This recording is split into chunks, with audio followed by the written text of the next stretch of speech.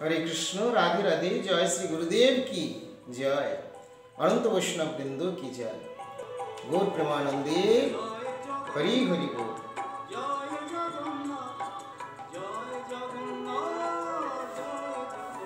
এটি আমার পরমারাধ্য শ্রী গুরুপাদ পদ্মের সুমধুর কণ্ঠে সুরে স্বরে মধুর কীর্তন। এই জগন্নাথের কীর্তন, মহাপ্রভুর কীর্তন। যে গৌর সেই কৃষ্ণ সেই জগন্নাথ, গুরুবর্গ বলেন করে জোড়হাত। এই কীর্তনটি বাসুদেব ঘোষ মহাশয়ের পূর্বগুরু বা মহাজন, সেটি গুরুদেব করছে। তো আসুন এখন আমরা আজকে শ্রবণ করব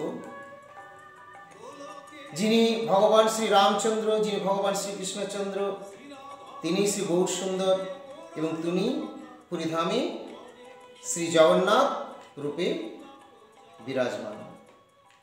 তো এই জগন্নাথ পুরীধাম বা শ্রীক্ষেত্রে নীলাচলে মহাপ্রভুও অবস্থান করেছেন অনেক অনেক সময়। তো আজকে আমরা শ্রবণ করব যখন শ্রীক্ষেত্রে ভক্তবৃন্দ এখান থেকে যেতেন রথযাত্রার সময়, তারা সকলেই সেখানে রথযাত্রা দর্শন আদি করতেন এবং বেশ কিছুদিন ধরে তারা সেখানেই থাকতেন ভক্তরা। এবং মহাপ্রভুরও তখন তারা সবাই একটু স্বস্তি সেবা করতে চাইতেন। যেমন আপনাদের আমাদের অনেক সময় কারো মনে হয় যে আমি একটু নিজে যদি ঠাকুরের ভগবানের মন্দিরে প্রভুর ভোগ সেবা কিছু করে দিতে পারি বা গুরুদেবের যদি কিছু সেবা করতে পারি, আমারটা যদি উনি গ্রহণ করেন, এইরকম। তো মহাপ্রভু সকলেরই নিচ্ছেন বিভিন্ন জনের আতিথ্য। এদিকে অদ্বৈত আচার্য প্রভুরও খুব মনে মনে ইচ্ছে হয়েছে যে আমি কখন প্রভুর সেবা করব। আর প্রভু সর্বান্তর্যামী, একদিন প্রভু নিজেই বলে বসলেন, অদ্বৈত এরপর আমি আচার্য, এরপর আমি তোমার ঘরে ভিক্ষা নেব। তো এই যে অদ্বৈত আচার্য প্রভুর মনের ভাব আর মহাপ্রভুর সেখানে সর্বজ্ঞতা, এই যে একে অপরের ভাব জেনে যাচ্ছেন, এগুলো আমাদের কি শিক্ষা দেয়, কি উৎসাহ বর্ধন করে? যে আমরা যদি ওইভাবে শ্রী গুরুপাদ পদ্মের চরণে শরণ নিতে পারি, তাহলে গুরুদেব অন্তর্যামী সূত্রে আমাদের সব কৃপা করবেন, সাড়া করবেন। আর আমরা যদি কিছু গুরুদেবতাত্মা হই, গুরুদেবের হৃদয়ের ভাবটা আমরা বুঝতে পারব। তো আসুন এখানে একদিন শ্রী অদ্বৈত সিংহ মহামতি প্রভুরে বলিলা, আজি ভিক্ষা করো ইথি। মহাপ্রভুর ভিক্ষা নেওয়ার ইচ্ছে হয়েছে, তাই অদ্বৈত আচার্য প্রভুকে প্রেরণা দিয়েছেন। আবার অদ্বৈত আচার্য প্রভুর ইচ্ছে হয়েছে, তাই তিনি মহাপ্রভুর সেবা নিতে বললেন মহাপ্রভুকে। তো প্রভু বলে, যে জন তোমার অন্ন খায়, কৃষ্ণ ভক্তি কৃষ্ণ সে পায় সর্বথা। আচার্য, তোমার অন্ন যে খায় সে তো মহাভাগ্যবান। তোমার হস্তের রন্ধন, তোমার রাধা অন্ন, তোমার ভোগ প্রসাদ, তোমার ভোগ সাক্ষাৎ ভগবান গ্রহণ করেন, কৃষ্ণ খেয়ে বশীভূত হয়ে যান। আর আমাদের ইচ্ছে হবে না, আমার ইচ্ছে হবে না? কৃষ্ণ তোমার অন্ন খেয়ে তোমার প্রেমে বশীভূত হয়ে থাকে। তো তাই তোমার অন্ন গ্রহণ করার আমারও খুব ইচ্ছে। তা এই বলে, আচার্য তোমার অন্ন আমার জীবন, তুমি খাইলেই হয় কৃষ্ণেরও ভোজন। তুমি খাওয়াইলেই হয় কৃষ্ণের ভোজন। তুমি খাওয়াতে পারো, তুমি নিবেদন করতে পারো। তোমার নিবেদনে তোমার যে প্রেম আরতি রয়েছে তাতেই কৃষ্ণ ভোজন করেন।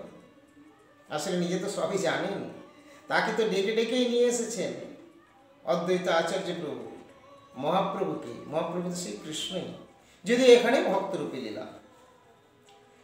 তো বলছেন, তুমি যে নৈবেদ্য করো করিয়া রন্ধন, মাগিয়াও খাইতে আমার তথি মন। তুমি আমাকে বললে নেমন্তন্ন করলে ভালো, আমারও খুব ইচ্ছে হচ্ছিল যে অদ্বৈতের অন্ন, অদ্বৈতের গৃহে আমি এরপরে কখন ভোজন করি।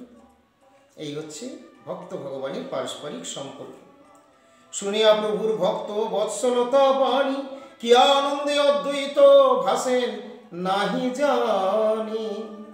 অদ্বৈত আচার্য প্রভু আনন্দে বিহ্বল হয়ে গেলেন ভক্ত বাৎসল্য দেখি।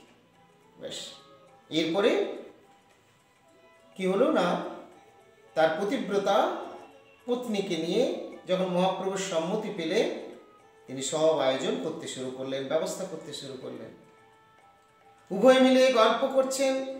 কিরকম গল্প দেখুন, আমাদের গল্প হয় জড়ে জাগতিক, আর হাতে হয়তো ঠাকুরের বা গুরুদেবের ভোগ রান্না করছে।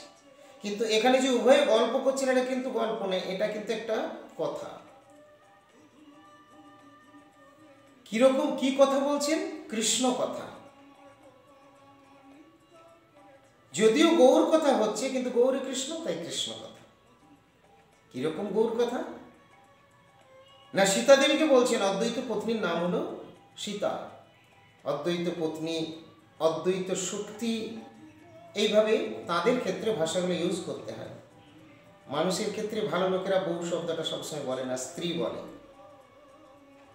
তো সেরকম এখানে ভগবানের ক্ষেত্রে শক্তি বলা হয়। রামের শক্তি হলেন, শ্রী রামচন্দ্রের শক্তি হলেন সীতা দেবী।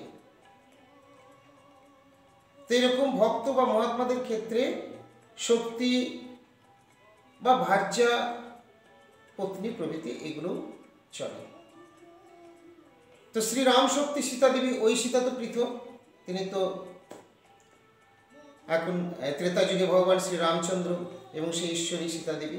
আর এখানে যিনি অদ্বৈত আচার্য প্রভু, ইনিও হলেন ঈশ্বর, ইনি হলেন মহাবিষ্ণু, এবং মহাবিষ্ণুর অবতার ইনি, এখানে অবতার।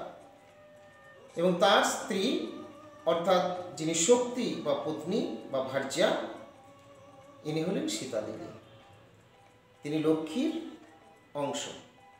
তো যাই হোক, এই দুজনে ধরুন তারা কথা বলছেন, মানে গৌর কথা। কীরকম না, গৌর এই পছন্দ করে, মহাপ্রভু নিমাই আমার এই পছন্দ করেন, এভাবে রান্না করতে হবে, শুধু তাদের এইগুলোই কথা চলছে। আর বলতে, রন্ধনে বসিল অদ্বৈত মহাশয় চৈতন্য চন্দ্রের করি হৃদয় বিজয়। মহাপ্রভুকে হৃদয়ে রেখে খুন্তি কড়াই যা কিছু তেল দিচ্ছেন, নাড়ছেন, কিন্তু মহাপ্রভু ভাসছেন। এটা সাধারণ লোক আমরা উপলব্ধি করতে পারি না। উপলব্ধি করতে পারবো যদি আমরা জড়াশক্তির ব্যক্তি বস্তুদের কথা চিন্তা করি। কেউ কাউকে ভালোবাসে, মা হোক, ছেলে হোক, আরও কিছু হোক, সে বাইরে আছে, তার বিরহ অস্থি রয়েছে, সে রান্না করছে, মায়ের চোখে জল পড়ে পড়ে কখন খেয়েছে নিজেই বুঝতে পারেনি। রান্নার মধ্যে আর সবজি টবজি সে দেখেনি, ছেলের মুখটা দেখছিল। প্রাকৃত জগতে প্রাকৃত আসক্তি এরকম হয়, কিন্তু অপ্রাকৃত জগতে অপ্রাকৃত বস্তু শুধু এরকমই নয়, এর সাথে সাথে স্মরণ বা স্মৃতির সাথে সাথে প্রভুর আবির্ভাব ঘটে যায়। এই দুটো জিনিসের মধ্যে এরকম তফাৎ। তো যাই হোক, মহাপ্রভুর কথা তারা চিন্তা করছেন। সীতাদেবীকে বলছেন যে তুমি তো অনেক করছো, কিন্তু আমরা যতই করি এগুলো কি আর মহাপ্রভু সেবার উপযুক্ত হচ্ছে? এই বলে নিজেরা দৈনার্থী করছে। প্রভুর তো আবার কোনো ঠিক নেই, আস্তে আস্তে আবার এক এক সাথে আবার সব 10 জন 20 জন সন্ন্যাসীদেরকে জুটিয়ে নিয়ে আসবেন, তার সঙ্গে সঙ্গে সকলে থাকেন। সবাই যদি ভিক্ষা চায়, সবাই যদি আসেন, তার কৃপায় হয়ে যাবে, অসুবিধা নেই। কিন্তু যা রান্না, এই রান্নাকে সবাই গ্রহণ করবেন, কিন্তু আমার প্রভু করে দেবেন। মানে ভগবানের ক্ষেত্রে, পিত্তাস্পদের ক্ষেত্রে যেমনই হোক না কেন, তিনি প্রীতিপূর্বক গ্রহণ করেন। কিন্তু অদ্বৈত আচার্য প্রভুর রন্ধন, সীতাদেবীর রন্ধন অতি চমৎকারই হবে। সুতরাং সে বিষয়ে কোনো সন্দেহ নেই। কিন্তু তাও তারা এই কথাই বলছেন, আর ভাবছেন প্রভু যদি একা আসতো খুব ভালো হতো, কিন্তু প্রভুকে তো একা তো আমরা পাবো না। তো প্রভুর সঙ্গে কেউ না কেউ 2-4 জন থেকেই যায়, এই চিন্তা করছে। সব গোবিন্দের ইচ্ছায় রন্ধন হয়েছে প্রচুর, সবই করেছেন। এইভাবে তাদের কথা আলাপন চলছে। তারপরে শাক করেছেন, সুন্দর শাক, মহাপ্রভু শাক খুব প্রিয়। এই জন্যই শাক, এখানে শাকে ঈশ্বরে বড় প্রীতি ইহা জানি, নানা শাক দিলেন প্রকার দশানি। বহু প্রকারের শাকই রন্ধন করেছেন, তারপরে তো অন্যান্য আছে। কিন্তু এত সুন্দর অনেক কিছু রান্নাবান্না হয়ে গেছে, এদিকে হঠাৎ করে মেঘ উঠতে শুরু করেছে। শুধু মেঘই নয়, পরন্তু প্রচণ্ড ঝড় ঝাপটা, বজ্র বৃষ্টি শুরু হয়ে গেল। এরপরে কি হবে? তাই তো চিন্তা করছে যে আমি এত যে রন্ধন করলাম, তাহলে আমার কি হবে? তো এই চিন্তা করতেই ক্রমে ক্রমে মেঘ একটু করে পরিষ্কার হয়েছে। ওরই মধ্যে নিমাই বা শ্রী চৈতন্য মহাপ্রভু সাক্ষাৎ ভগবান, তার প্রাণপতি, প্রাণবল্লভ, প্রাণনাথ, প্রাণের ঠাকুর গৌর হরি গোরাচাঁদ এসে উপস্থিত হয়েছেন। হরিবোল হরিবোল হরিবোল হরিবোল হরিবোল হরিবোল, হরে কৃষ্ণ করে করে মহাপ্রভু এসেছেন। দেখছেন, সত্যিই তো আমি তো যা চাইছিলাম তাই হয়ে গেছে। ঠাকুর প্রভু আমার হৃদয়ের ভাবটা জেনে কাউকে আনেননি, কেউ তো আসেনি দেখছি। আসলে ওই দুর্যোগের জন্যেই আর কেউ আসতে পারেনি। তো মহাপ্রভু এসে উপস্থিত হয়েছেন। তো পূর্বে অদ্বৈত আচার্য প্রভু রন্ধনের পরে প্রভুকে প্রার্থনা জানিয়েছেন, তুলসী মঞ্জুরি সমস্ত দিয়ে অর্পণ করছেন, গৌরের অপেক্ষা করছেন এই দুর্যোগে আসবেন কিনা, কী হবে। করতে করতে তার কৃপায় সব ঠিক হলো এবং গৌর সুন্দর এসে উপস্থিত হয়েছেন একা। তো বলছেন, হরে কৃষ্ণ বলি প্রেম ও সুখে প্রত্যক্ষ হইলা আসি অদ্বৈত সম্মুখে। হরে কৃষ্ণ কৃষ্ণ কৃষ্ণ হরে হরে, হরে রাম রাম রাম হরে হরে, হরে কৃষ্ণ কৃষ্ণ কৃষ্ণ হরে হরে, রাম রাম হরে হরে। মহাপ্রভু চলে এসেছেন সাক্ষাৎ জগন্নাথ, গৌরাঙ্গ মূর্তিতে, ভক্ত মূর্তিতে। বাস, প্রভু চোখ খুলে অদ্বৈত দেখছেন, এই তো মহাপ্রভু সত্যি হাজির হয়ে গেলেন। এতটা আশাও করতে পারেননি যে মহাপ্রভু এই দুর্যোগেও চলে আসবেন। আর তাছাড়া আমি যেমনটা ভেবেছিলাম, তাকে একা চেয়েছিলাম, একা। তাই সম্ভ্রমে অদ্বৈত পদ্মে নমস্করি, আসনে দিলেন বসিলেন গৌর হরি। সম্ভ্রমে অদ্বৈত আচার্য প্রভু মহাপ্রভুকে প্রণাম করলেন। মহাপ্রভু আচার্যকে নমস্কার। মহাপ্রভুকে আসন দিলেন। ভিন্ন সঙ্গ কেহ নাহি, ঈশ্বর কেবল দেখিয়া অদ্বৈত হইল আনন্দ বিহ্বল। মনে মনে খুব আনন্দ করছেন, কি আনন্দ! যেমনটি চেয়েছিলাম আমি আমার প্রভুকে, তেমনটি পেলাম। তাহলে দেখুন, অনেক সময় আমাদের মনে হয় যারা গুরু ভক্ত, গুরুদেবের তো এত শিষ্য, আমি যদি একটু একা পেতাম, এটা মনে হয় অস্বাভাবিক কিছু নয়। কিন্তু আপনার যদি সেই আরতি বা ভক্তির জোর থাকে, তাহলে অন্তর্যামী ভগবান, সেবক বিগ্রহ, আশ্রয় বিগ্রহ শ্রী গুরুদেব আপনার অবশ্যই দর্শন দিয়ে, কৃপা উপদেশ দিয়ে, সেবা গ্রহণ করে আপনার ইচ্ছা, কৃষ্ণ পিপাসা, কৃষ্ণ কথা শ্রবণ পিপাসা, কৃষ্ণ নাম গ্রহণ পিপাসা, এই সমস্ত আপনার অভিলাষ তথাস্তু বলে গুরুদেব পূর্ণ করবেন। গুরু কৃপা আপনার সব বাধা বিপত্তি কেটে যাবে, তিনি দর্শন দিয়ে আপনাকে ধন্য করবেন। দর্শনই পবিত্র। তো এখানে অদ্বৈত আচার্য প্রভুর ইচ্ছা বা ভাব অনুসারে এরকম হলো। অদ্বৈত আচার্য প্রভু মহাপ্রভুকে ভোজনে বসালেন। যতই ব্যঞ্জন দেন অদ্বৈত হরিষে, প্রভু করেন পাণি পরিগ্রহ প্রেমরসে। সব অন্ন আদি যা কিছু দিয়েছেন প্রভু, অনেকগুলো দিয়েছেন, সব ভোজন করছেন আর একটু করে কিন্তু রেখে দিয়েছেন। তো বলছেন, কেন একটু করে কেন রেখেছি জানো অদ্বৈত আচার্য? কেন রেখেছি জানো? না, এগুলো সব তো স্বাদগুলো কোনটার কিরকম কি, এগুলো সব জানতে হবে, ভুলে যাব তো। তোমার কাছ থেকে জানবো সবগুলো খেয়ে, কি মানে একটু প্রসাদ স্বরূপ রেখে দিয়েছেন, সে কথাটা ওইভাবেও বলছেন না, তো এইভাবেই বলছেন যে তোমার কাছ থেকে সব জানবো, কোনটা কেমনভাবে কি করলে, তোমার হাতে কি জাদু আছে, এত সুন্দর রন্ধন করলে। তো মনে হচ্ছে যেন সাক্ষাৎ আমি সেই কৃষ্ণের অধরামৃত, কৃষ্ণ তোমার হাতে এসে খেয়ে যেন আমাকে দিয়ে রেখেছেন, আমি খাচ্ছি বা প্রসাদ পাচ্ছি। যতই ব্যঞ্জন প্রভু ভোজন করেন, সকলের কিছু কিছু অংশ অবশ্য এড়েন, এইভাবে রাখলেন। হাসিয়া বলেন, প্রভু শোনো আচার্য, কোথায় শিখলা এই রন্ধনের কার্য? তোমার হাতে যেন সাক্ষাৎ লক্ষ্মী দেবী বাস করছেন, তুমি এই রন্ধন কার্য কোথায় শিখলে? আহা, কি অমৃত পেলাম আমি। যতদিন শ্রী অদ্বৈত প্রভু সব খায়, বাঞ্ছা কল্পতরু শ্রী গৌরাঙ্গরা। ভক্তবৎসল ভগবান বাঞ্ছা কল্পতরু, তাই সব গ্রহণ করছেন। অদ্বৈত আচার্য প্রভু যা দিচ্ছেন সব প্রভু গ্রহণ করছেন। ভোজন করেন চৈতন্য ভগবান অদ্বৈত সিংহের পরিপূর্ণ মনস্কাম। পরিপূর্ণ হইল যদি প্রভুর ভোজন, তখন অদ্বৈত করে ইন্দ্রেরও স্তবন।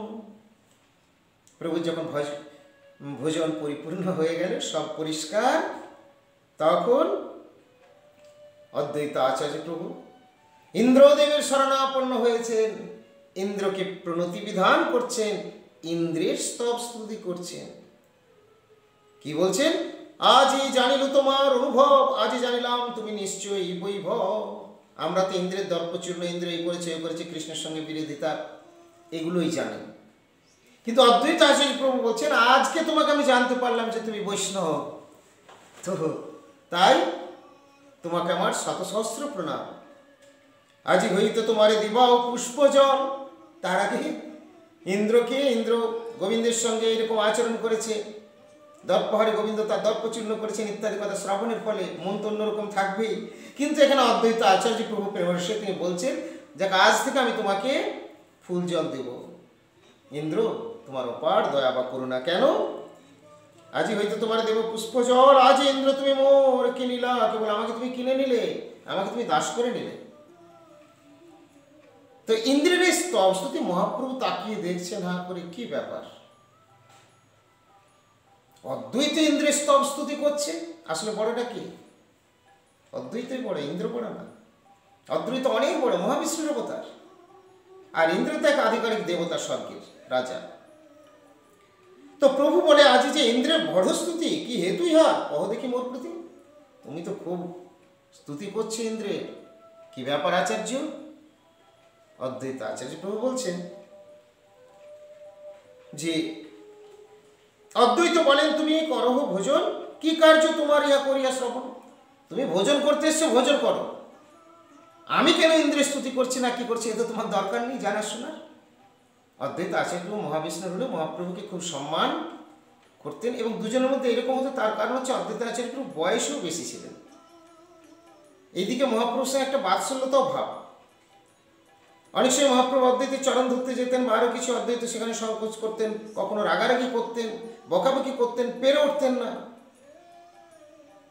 এবং শেষে আপনারা, আমি একটু বোধহয় আগে পোস্ট করেছিলাম, শ্রবণ করেছেন বা আপনারা জানেন, শেষে একদিন এমন লীলা করেছিল যে অদ্বৈতের চুলের মুঠি ধরে ঘুম ঘুম করে কিলোতে শুরু করেছিলেন মহাপ্রভু। তারপরে অদ্বৈত আচার্য বললেন আমি আজকে খুশি, আমি এটাই চাচ্ছিলাম। তো যাই হোক, তো এখানে অদ্বৈত আচার্য প্রভু বলছেন আমি কেন ইন্দ্র স্তব স্তুতি করছি না, বলছি তোমার তো জেনে কি হবে, তুমি যা কার্যে এসছে সেই কার্য করো। তখন দেখছেন ও তাহলে তুমি না জানলে আমি জানতে পারবো না বুঝি, এই ভাবটা মনে রেখে মহাপ্রভু কি বলছেন, থাক থাক খুব হয়েছে। মনে মনে চাচ্ছিলে যে আজকে আমার ঘরে গৌরহরি একা আসুক, কোনো সন্ন্যাসী কাজ তুমি চাচ্ছিলে না, নিশ্চিন্ত আমার সেবা করবার জন্য। তোমার মনটা চাইনি, মনটা সায় দেয়নি, এবং সেইভাবে তুমি চাচ্ছিলে একা পেতে। তার জন্য তোমার ইচ্ছা অনুসারে তোমার আজ্ঞা পালন করেছে ইন্দ্র। ইন্দ্রের পুজো করতে হবে না, তুমি আমাকে না বললে কি হবে, আমি জানি না বুঝি। এই বলে তাদের অলৌকিক সম্পর্কের এই আলাপ চলছে। তো ভগবান শ্রী হরি, শ্রী গৌরাঙ্গ হরি যখন এইভাবে বললেন, অদ্বৈত আচার্য দেখছেন আমারই প্রভু, উনিও তো সব জানেন। তো ইন্দ্রের খুব প্রশংসা করেছিলেন। তো ইন্দ্র আমাদের সহায় হন। অদ্বৈত আচার্য প্রভু মহাবিষ্ণুর অবতার ছিলেন, তার আজ্ঞা পালন করতে বাধ্য, তার ইচ্ছা বুঝে ইন্দ্রদেব অবস্থা সৃষ্টি করলেন, এবং সেইভাবে কেউ আসতে পারেনি। কিন্তু স্বয়ং ভগবান, সাক্ষাৎ ভগবান মহাহরি গৌরহরি চলে এসেছিলেন, ভোজন গ্রহণ করেছিলেন। সন্ন্যাসীর সঙ্গে আমি করিলে ভোজন, কিছু না খাইব আমি এই তোমার মন। একেশ্বরে আইলে সে আমারই সকল খাওয়াইয়া নিজ ইচ্ছা করিবে সফল। তোমার ইচ্ছে ছিল, অতএব সেই সকল উৎপাত সৃজিয়া নিষে দিলে ন্যাসিগণ মনে আজ্ঞা দেওয়া। তোমার মনের ভাব ছিল তুমি হলে সবাইকে আজ্ঞা দেওয়ার মালিক, তোমার আজ্ঞা পালন করে এরা, তাই তোমার ইচ্ছায় ইন্দ্র কাজ করেছে। আমার সামনে আর ইন্দ্রের স্তুতি করে তোমাকে দেখাতে হবে না, ইন্দ্রের পুজো করবে, তোমার আজ্ঞা পালন করে ইন্দ্র, ইন্দ্রাদি সমস্ত দেববৃন্দ। এই অদ্বৈত আচার্য বলছেন কৃষ্ণ না করেন যার সংকল্প অন্যথা, সে করিতে পারে কৃষ্ণ সাক্ষাৎ সর্বতা। কৃষ্ণচন্দ্র যার বাক্য করেন পালন, কি অদ্ভুত তার এই ঝড় বরিশন। যমকাল মৃত্যু যার আজ্ঞা শিরে ধরে, যার পদ বাঞ্ছে যোগেশ্বর মুনীশ্বরে, যে তোমার স্মরণে সর্ববন্ধ বিমোচন। কি বিচিত্র তার এই ঝড় বরিশন, তোমা জানে হেন জন কে আছে সংসারে, তুমি কৃপা করিলে সে ভক্তি ফল ধরে। অদ্বৈত বলেন তুমি সেবক বৎসল, কায় মনোবাক্যে আমি ধরিয়ে বল। সর্বকাল সিংহ আমি তোমার ভক্তি বলে, এই বর মরে না ছাড়িবে কোনো কালে। এই মতো দুই প্রভু বাক্য রসে, ভোজন সম্পূর্ণ করিল আনন্দ বিশেষে। অদ্বৈতের গৃহে ভোজন গ্রহণ করলেন মহাপ্রভু। কত সুন্দর চমৎকার ঘটনাটি দেখুন। খুব রন্ধন করতে করতে উভয় আলোচনা করছিলেন, পতি পত্নী অর্থাৎ সীতাদেবী সহ। এবং তারপরে চিন্তা করছিলেন সন্ন্যাসীরা সবাই আসলে তো প্রভুরও খাওয়া হবে না, প্রভুও খেতে চাইবে না সব একে ওকে, কিন্তু প্রভু একলা আসলে আমরা খুব ভালো করে সেবা করতে পারতাম। ভগবতী ইচ্ছায় অদ্বৈত আচার্য প্রভু মহাবিষ্ণুর অবতার, তার ইচ্ছা জেনে সেইভাবেই সব ব্যবস্থা হলো। তিনি ইন্দ্রিয় স্তুতি করছিলেন, মহাপ্রভু বললেন তোমাকে ওই সমস্ত করে দেখাতে হবে না, তোমার আদেশ পালন করে। যাই হোক, কথা তো আপনারা শ্রবণ করলেন, তাই আমি আর পুনরায় আর রিপিট করছি না, সময় লম্বিত হয়ে যাচ্ছে। ভালো থাকুন সকলেই, সকলকে আমার শুভেচ্ছা, আমার দণ্ডবোধ প্রণতি এবং অদ্বৈত আচার্য প্রভু মহাপ্রভুর গুরু গৌরাঙ্গের কৃপা আশীর্বাদ। আমাদের ইউটিউব চ্যানেলটি যারা সাবস্ক্রাইব করেছেন তাদেরকে আমি অনেক অনেক ধন্যবাদ জানাই, আমার প্রভুর কৃপা আশীর্বাদ জানাই। আর যারা এখনও করেননি বা করতে পারেননি কোনো কারণে, আপনাদের বলবো আপনারা আমাদের এই চ্যানেলটি এবং আমাদের এই ক্ষুদ্র প্রয়াসকে সাফল্যমণ্ডিত করতে বা আমাদের প্রচার অভিযানকে আরও এগিয়ে নিয়ে যেতে সহযোগিতার হাত বাড়িয়ে দিন এবং চ্যানেলটি সাবস্ক্রাইব করে আমাদের সঙ্গে থাকুন। হরে কৃষ্ণ, রাধে রাধে। জয় শ্রী গুরুপদ পদ্ম কি জয়, শ্রীল অদ্বৈত আচার্য প্রভু কি জয়। নিতাই গৌর প্রেমানন্দে হরি হরি বল।